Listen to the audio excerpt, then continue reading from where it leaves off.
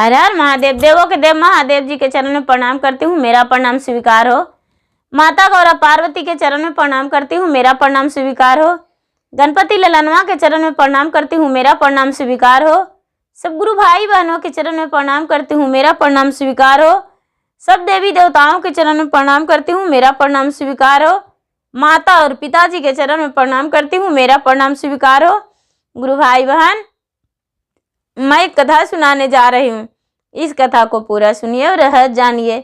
आधी नहीं आधी सुनने में शिव गुरु का अपमानित होती है और पूरा सुनने में ज्ञान होती है, इसलिए कथा को पूरा सुनिए और रहस्य जानिए। हर हर महादेव, घर घर महादेव। गुरु भाई बहन, एक राजा थे और एक रानी थी। तो राजा साहब अपने प्रजा को बहुत ख्याल करते थे। राजा साहब अपने दुख सुख प्रजा को अपना दुख समझ के और उनको दुख में सहायता करते थे। अपने प्रजा से बहुत प्यार करते थे। रानी जो थी, रानी भी अपने प्रजा के दान पुण्य किया करती थी, प्रजा के मदद किया करती थी। राजा रानी दोनों भगवान के बहुत बड़े भक्त थे। भगवान के बहुत बड़े भक्त थे। जो रानी थी वो प्रातः काल स्नान करती थी जाके गंगा में, और स्नान करके और भगवान का पूजा करती थी। भगवान का पूजा करती थी, उसके बाद ही कोई काम करती थी। प्रातः काल वो सब दिन, चाहे ठंडा हो या गर्मी हो या बरसात हो, सब दिन वो जाती थी और स्नान करती थी तालाब में। अपने दासियों के साथ जाती थी, रखवाली के लिए दासी जाती थी, और वो तालाब में स्नान करके और पूजा पाठ करती थी और आ जाती थी।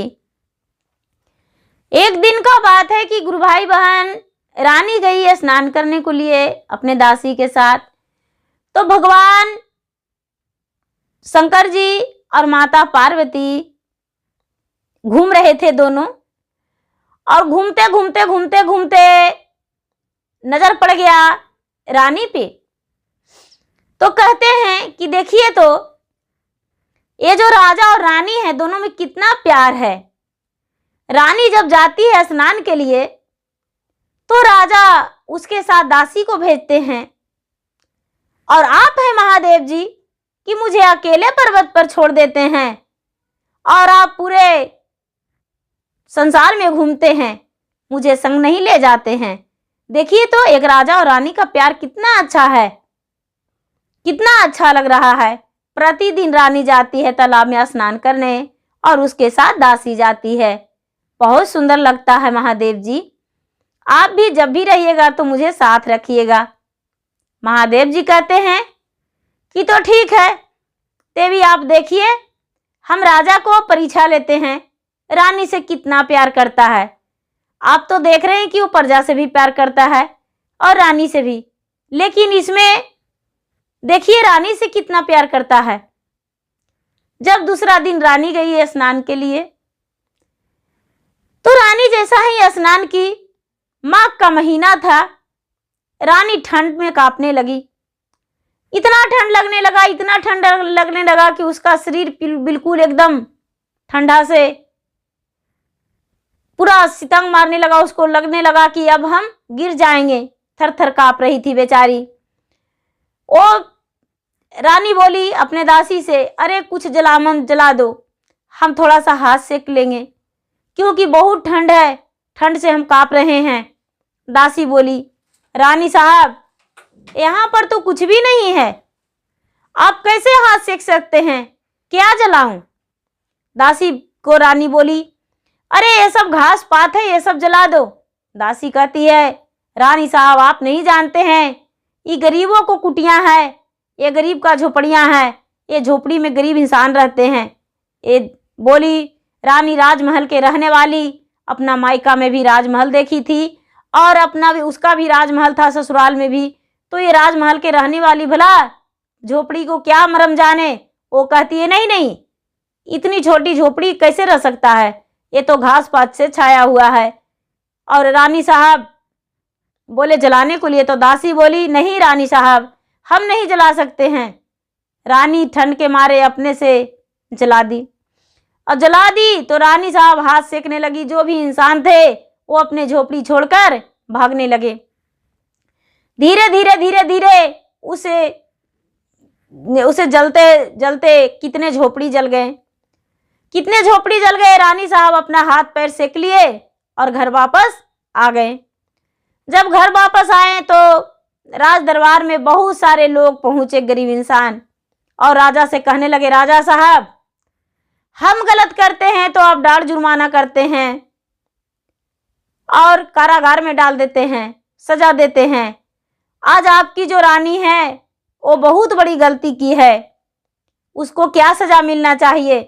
राजा बोले, आखिर रानी ने क्या गलती कर दिया है, तुम लोग सुनाओ। बोले कि देखिए राजा साहब, हम एक इंसान हैं और मजदूर हैं, गरीब हैं, तो क्या एक झोपड़ी में रह रहे थे, लेकिन आपकी पत्नी जो गई थी स्नान के लिए तालाब में और तालाब से स्नान करके निकली और हम सब का झोपड़ी जला दी। राजा ऐसा सुनकर अपने सिपाही और सेना को भेजे देखने को लिए।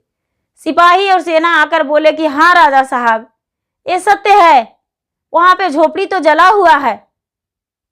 राजा साहब अपने रानी को बुलाए और रानी से पूछे कि क्या तूने झोपड़ी जलाई थी। रानी बोली, महाराज मुझे पता नहीं था कि ये झोपड़ी है, हम तो सोचे घास पात से है रखा हुआ तो इसे जलाकर और सेक लेते हैं, मुझे बहुत ठंड लग रहा था। राजा साहब बोले कि आपको सजा मिलेगा। रानी बोली, राजा साहब हम प्रतिदिन प्रजा को ख्याल करते हैं, प्रजा को अन्न देते हैं, वस्त्र देते हैं, मुझसे गलती हो गया तो मुझे माफ कर दीजिए। राजा बोले, नहीं, माफी नहीं मिलेगा। राजा साहब अपने नौकरानी से बोले, जाओ राजमाता का इसको कपड़ा उतार दो और एक नौकर का कपड़ा पहना दो। क्या किए दासी लोग, नौकर का कपड़ा ले आए और इसको राजमाता के कपड़ा, बोले कि रानी साहब ये चेंज कर लीजिए और आप ये पहन लीजिए। रानी जो थी जितना वस्त्र आभूषण जो भी था रानी का वो सब उतार दी जाकर, और उतार के एक नौकरानी का वस्त्र पहन ली और नौकरानी का वस्त्र पहन के और वहां से निकल गई। राजा बोले, तुम्हें कारागार में हम सजा देंगे। रानी बोली, नहीं राजा साहब, बिल्कुल अब मुझसे सहा नहीं जाएगा, मुझे छोड़ दीजिए, आपका सजा हम मंजूर कर लिए हैं।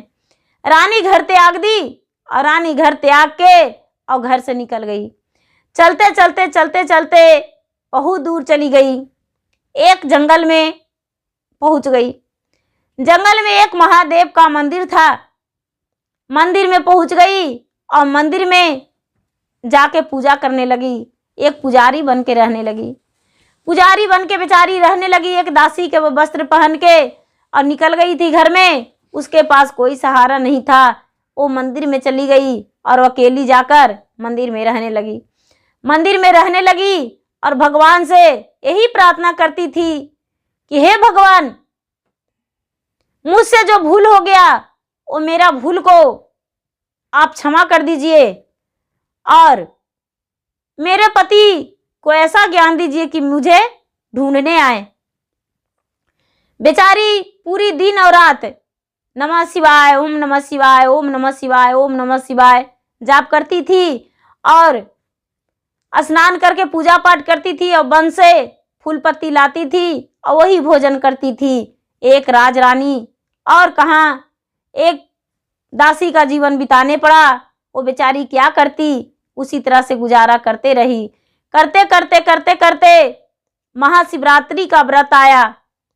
महाशिवरात्रि का व्रत आया तो रानी को याद था कि महाशिवरात्रि जो व्रत होता है वो व्रत करने से हर दुख दूर हो जाता है। हम भी तो सारा दिन करते हैं, आज भी वो व्रत करेंगे। वो व्रत की रानी, और रानी व्रत करके और भगवान को ध्यान लगाई। पूरे दिन और रात उपवास रही, एक अंजल मुंह में नहीं ली और पूरा उपवास रह के और पूरी प्रेम से भगवान के ध्यान लगा के और जागरण की। जागरण करके और भगवान से विनती की कि हे भगवान, आपने तो मेरा सारा संसार छुड़ा दिए हैं, लेकिन हम आपसे यही कामना करते हैं कि मेरे पति मुझे लेने आए खुशी खुशी और मुझे माफ़ कर दें। यदि हमने इससे भी ज़्यादा गलत किए होंगे और सज़ा के लायक हैं तो आप मेरे पति से नहीं मिलाएंगे, और नहीं तो आप मेरे पति को सच्चे हम आपसे आपको पालन करते हैं, हम पूजा पाठ करते हैं सच्चे हृदय से, तो आप मुझे माफ़ करके और मेरे पति से मिला देंगे। पार्वती कहते हैं अपने शिव से कि महाराज जी, जो भी बात हम बोले वो वापस लेना चाहते हैं। ये रानी है वो बहुत कठिन तपस्या से गुजर रही है, सालों बीत चुका है, ये मंदिर में बेचारी रही है। अब तो लगता है कि इसके सर से वस्त्र भी खत्म हो जाएगा, इसको वस्त्र भी नहीं मिलेगा। जंगल से फूल पत्तियां लाती है और खाती है और अपना जंगल में ही मंदिर में ही जीवन बिता रही है। नहीं महादेव जी, मुझसे देखा नहीं जा रहा है, इसे माफ़ कर दीजिए। महादेव जी बोले, आप तो बोले कि देखिए राजा और रानी का कितना प्यार है, दोनों एक साथ ही रहता है, सारा दिन पूजा पाठ करता है, तो इनका प्यार कहाँ गया राजा का।